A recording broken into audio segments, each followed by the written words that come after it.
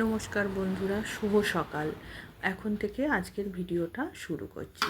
অনেক দিন এই ঠাকুরের আসনটা পরিষ্কার করা হয়নি, তাই সকাল সকাল আমি পরিষ্কার করে ঠাকুরের বাসনগুলো নিয়ে ধুতে চলে যাচ্ছি। কলপরে আমি ধুয়ে দিয়েছি, তোমাদের দাদাভাই পুজো করে ফেলেছে। উনি পুজোটা সেরে বাজারে চলে যাবে।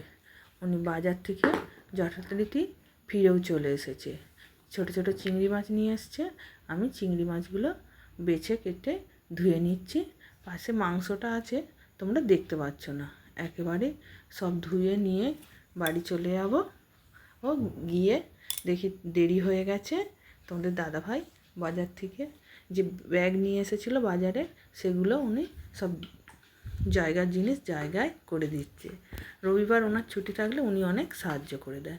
কথা বলতে বলতে আমাদের দুপুরে রান্না হয়ে গেছে। দুপুরে রান্নায় ছিল ভাত, লাল লাল মাংসর ঝোল, পালং শাকের তরকারি, বেগুন ভাজা,